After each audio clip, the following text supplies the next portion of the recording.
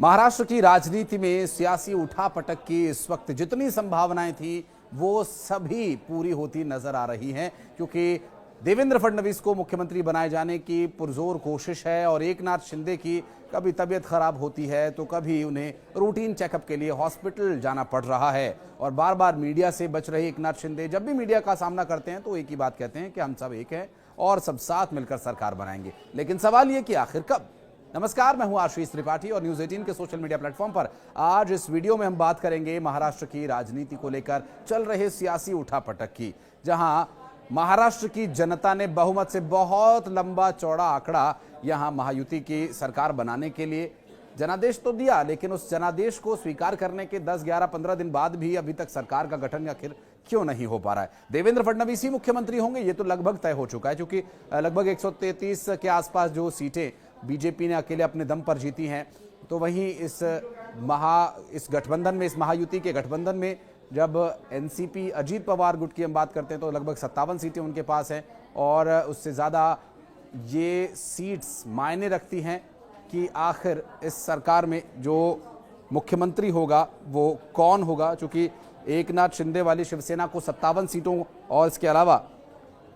अजीत पवार की एनसीपी को 41 सीटों का समर्थन जनता ने दिया है और इतनी सीटें मिलने के बाद भी अगर सरकार का गठन नहीं हो पा रहा है तो सवाल तो उठने लाजिमी हैं। अब कई तरह की चर्चाएं इस वक्त मार्केट में चल रही हैं। एक तरफ तो ये चल रहा है कि मुख्यमंत्री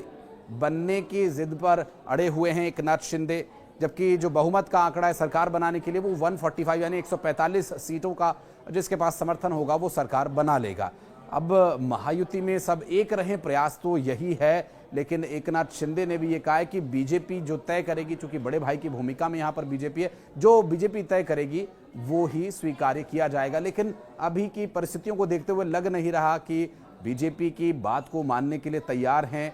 एकनाथ शिंदे, क्योंकि अभी आज जब वो हॉस्पिटल चेकअप कराने के लिए गए तो कई तरह की बातें वहाँ पर चलने लगी। और चूँकि इससे पहले जब उनकी तबीयत खराब थी गांव चले गए और कई तरह की बातें, मीटिंग भी नहीं हो पा रही है। ये सब चर्चाएं महायुति गठबंधन के लिए बिल्कुल भी ठीक नहीं है। इस बीच एक और शिगुफा सामने आया, वो ये, अब हालांकि इस बारे में ना तो बीजेपी और ना ही महायुति के किसी भी घटक दल ने औपचारिक तौर पर ऐलान किया, बल्कि जानकारी ये मिल रही है कि अगर एकनाथ शिंदे गृह मंत्रालय पद उन्हें नहीं मिलता है तो मंत्रिमंडल में उन्हें और बड़ा पद चाहिए, या फिर मुख्यमंत्री के समकक्ष और कौन सा पद भला हो सकता है, वो पद हो सकता है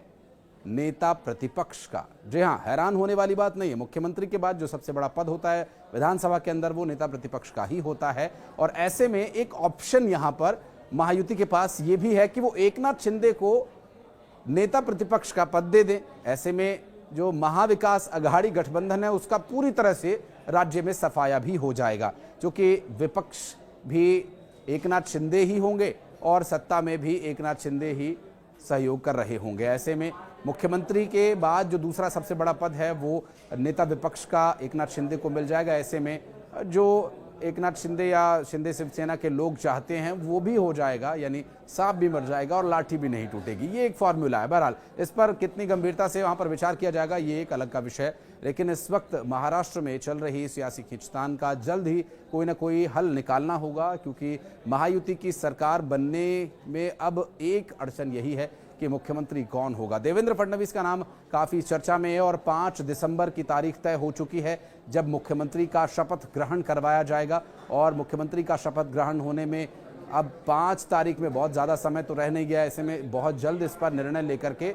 एक नाम तय करके और महायुति एक साथ है, सब ठीक है, ऐसा संदेश जनता तक भेजना बहुत ही ज़्यादा ज़रूरी है। चूँकि अब जो पर्यवेक्षक तय किए गए जिसमें निर्मला सीतारमण समेत कुछ और पर्यवेक्षकों को भेजा गया है महाराष्ट्र, उम्मीद ये की जा रही है कि ये बहुत जल्द सरकार का गठन करके इस पूरे विषय का हल निकाल लेंगे। लेकिन अब देखना ये भी अहम हो जाता है कि महाविकास अघाड़ी ऐसे में क्या कदम उठाती है, चूँकि विपक्ष विहीन विधानसभा कहीं ना कहीं कांग्रेस पार्टी के लिए,